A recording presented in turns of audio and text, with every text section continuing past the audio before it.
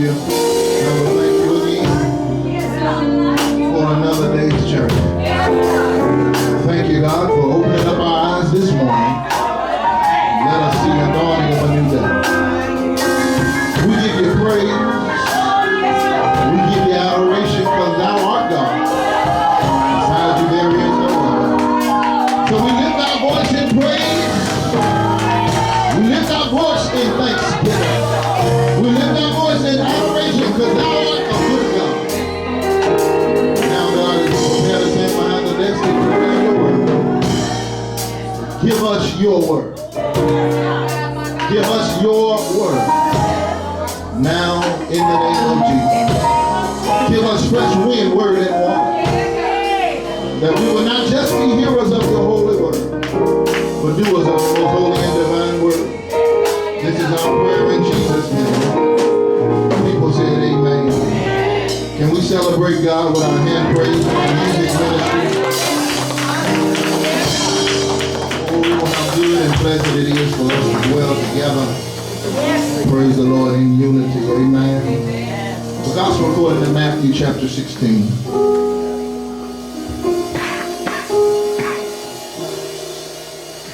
We thank God for his spirit. Amen. Amen. We thank God of how God is leading. Amen. In this season of our ministry.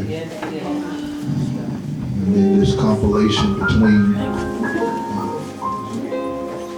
praise and worship, music ministry, and preaching. Lady Grace, I don't know what they rehearsed or what they were going to sing today. Just like they didn't know what I was going to preach today. But for those that are like-minded and like-spirit, you'll see God's handiwork coming together. Matthew 16, starting at verse 13. When you have it, say, I got it. When Jesus came into the coast of Caesarea Philippi, are we there together? He asked his disciples, saying, whom do men say that I, the Son of Man, am? And they said, some say thou art John the Baptist. Some say Elias, and others Jeremiah, or some are saying one of the prophets. He said unto them, but whom say ye that I am? And Simon Peter answered and said, thou, I feel a preach coming up, art the Christ, the Son of the living God. I'd like to tag this text gleaning from verse 15 by posing this question. What do you know about Jesus?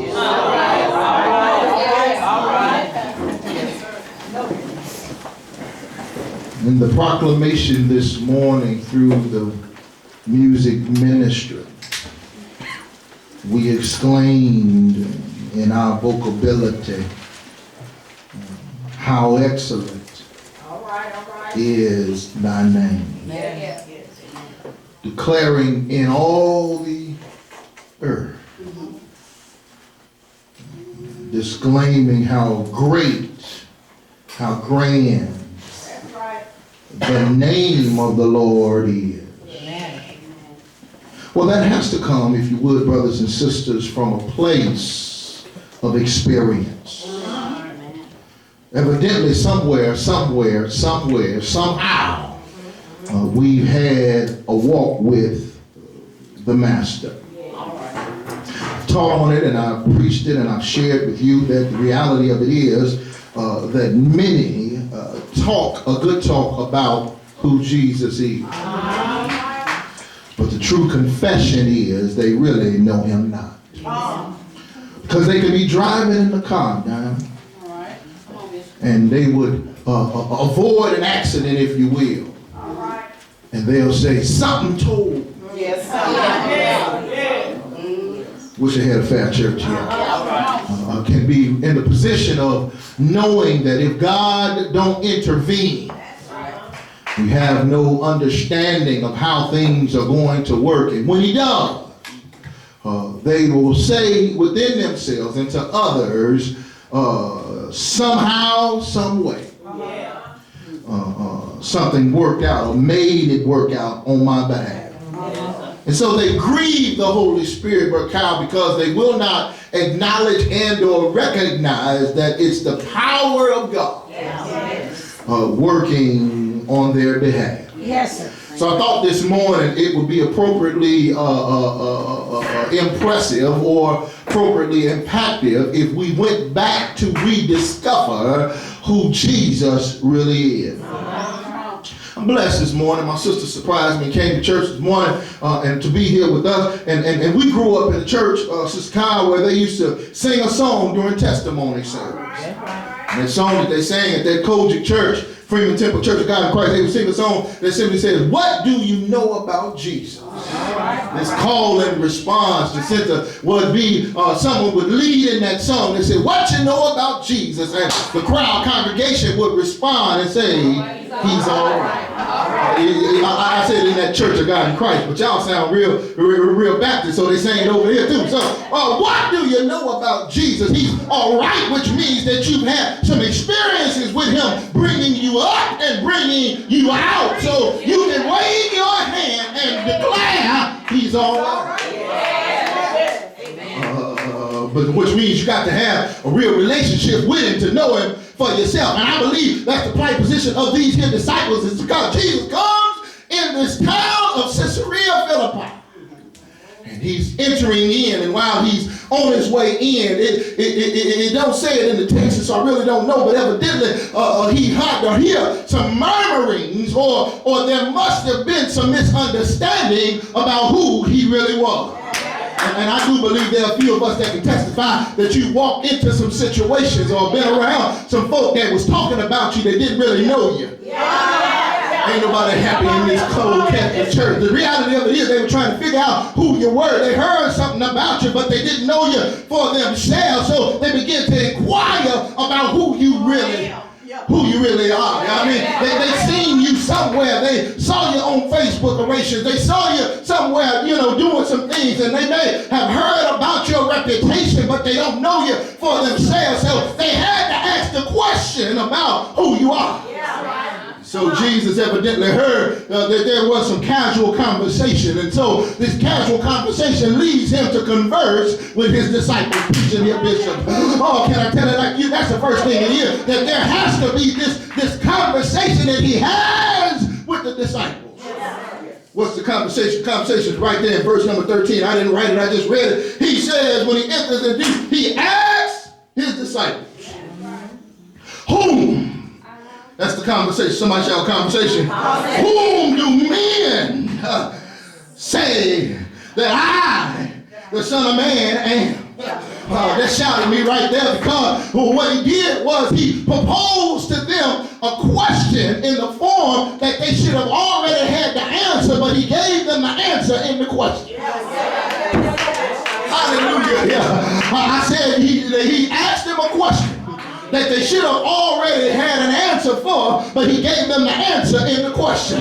You didn't see it. Let me back train and get my load. He said, who do men say that I am? What are they saying in the streets about me? What are they saying in conversation about me? But I'm going to give you the answer of what they should have been saying. I am the Son of Man. I wish I had the right house here. See if I can put it in your lap. Have you ever been around some folk that are talking about you but didn't realize that you knew that they was talking about you? Girl, what they say? For real, that's what they say. And they go, you engaging them in the conversation, but little do they know that they're the one that they talking about is you. Ain't nobody happy in this church. So he said, well, since that's what the conversation is, that's what they are saying, let me cruise on in or pull on in to find this out. What you saying? Oh, God help me. If people are comfortable enough in the crowd and in the community to talk about who you are, and you're supposed to be my boy, you're supposed to be my girl, why are they so comfortable talking about to you? Can't nobody in here collect no trash but a garbage can. I ain't got nobody happy in here. Brother John, it's real interesting of how people can talk in the community about how bad the church is to church folk. How can people be so comfortable talking about your pastor to you? Well. Oh, y'all got quiet? You just checked in. How can folk be cool to talk about your family to you? I tell you, Pastor. They have done it. Says whom do? Men say, I feel something messing with me. That I, the Son of Man, he moves from this conversation to engage them lady in some confusion. Because their response to his question was, they said. Y'all don't know no they said folks. Because when you're the one bringing it to somebody else, but don't want to be a partner in the conversation, your out is they say.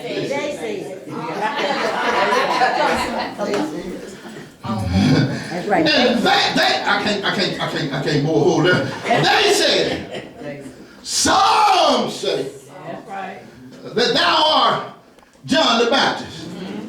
Somebody shout confusion. Some say thou art Elias. Somebody say confusion. Others say you are Jeremiah. Somebody shout confusion. And in other words, they doing all the talking but don't really know who Jesus is.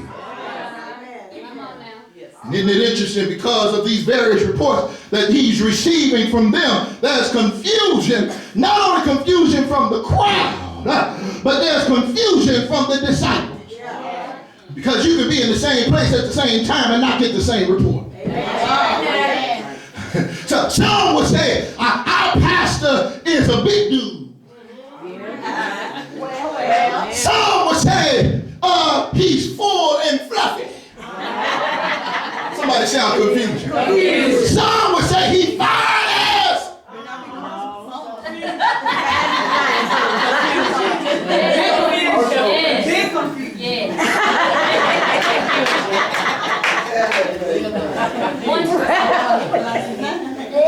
Are y'all gonna help me preach or y'all gonna help me?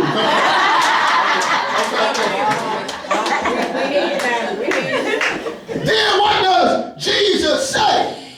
Specifically to really eradicate or erase the confusion, he confronts them and says, what do you say? I like it like that. I like it like that. Because now you can't blame it on what they say. Because he's saying literally to them, you ought to know for yourself who I am. I'm trying to find out where you're hearing to you, because you've had some experiences with God. He's turned your darkness into day. So what are you saying about him? He's turned you from a dead level, ain't nobody gonna help me here, to a living perpendicular. He's picked you up and laid you straight. Come on, somebody. He took you out of sin and sorrow, put a smile on your face. What are you saying? Do you really? What are you saying? What are you saying? Are you saying because he's healed you before that he's a healer, he's delivered you, or he's a deliverer? What are you saying? Yeah, I know it's rough, I know it's tough, I know it's dark and dismal, but baby, he's been there before. Good God Almighty, he'll do it again. Slap your neighbor. No, don't do the coronavirus around. I need you to know that he's able.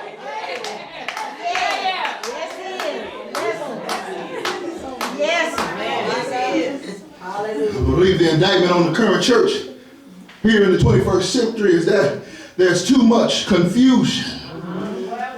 And when Jesus confronts us for himself, we really don't know him. Can I help you see it clearly? There's this conversation that he has with the disciples. There's this confusion in verse 14. There's this confrontation when he says, what do you say? What story are you giving about who I am? Are you telling them that I'm the rose of Sharon? Are you telling them that I'm the lily of the valley? Are you telling them that I'm the hope for tomorrow? Are you telling them that I'm the one that they had been waiting on? Are you telling them that I'm the one that's able to open up blinded eyes, make dumb tongues talk, make lame legs walk? Are you telling them that they don't have to look for another because I am he? I'm the great I am. Are you telling them that I'm the one that scooped down in the earth and made ditches and dirt devils, but then also rains and super rains? Are you telling them that when I decided to form man of the dust of the ground and breathe into them the breath of life and they became a living soul? Are you telling them that I am the great I am? Are you the one telling who I really am? Because see, a real Christian gotta have faith in Christ, gotta have fellowship with Christ, and gotta follow after Christ in everything that you do. I'm closing united when I tell you that he declares that I am the Christ. He declares unto them. There don't have to be any confusion. There don't have to be any confrontation because I'm in a category all by myself.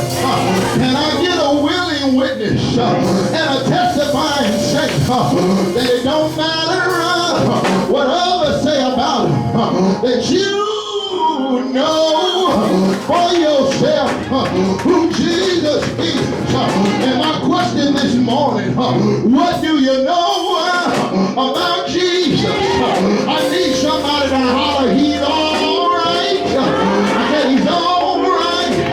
Can you be like Peter that says that thou art the Christ, the Son of the living God, which means you're the healer. You are the deliverer. You're my strong tower in my weakest hour. You are present help in the time of my trouble. You're my refuge and my hiding place. I've come to ask you this morning, what do you know about Jesus? Won't he be a rock in a weary land? Won't he be shelter when you're out in the storm? Won't he be a handkerchief to dry your tears? Won't he be a maywaker, a waymaker that'll open up doors that no man can close? Won't he be a window that pour you out blessing? What do you know about Jesus? Can I tell you what I know? One Friday, he died on a hill called Calvary. And early, yes, Sunday morning, he got up out of the grave with all power in heaven and earth.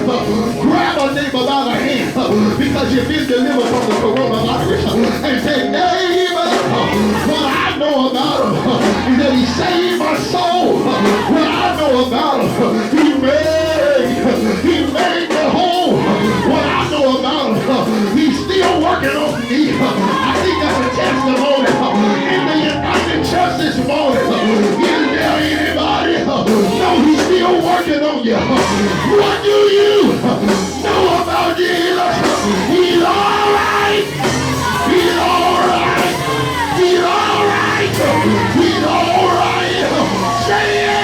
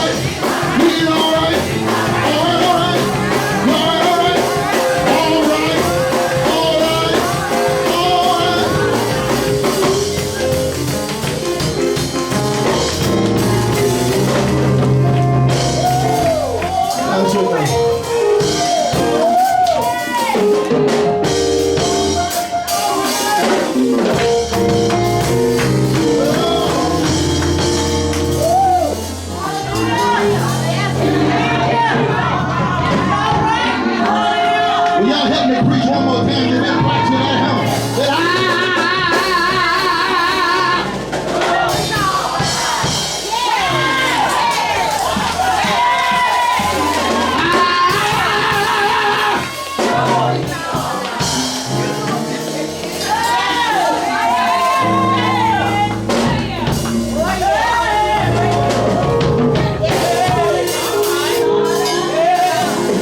not what I heard. Not even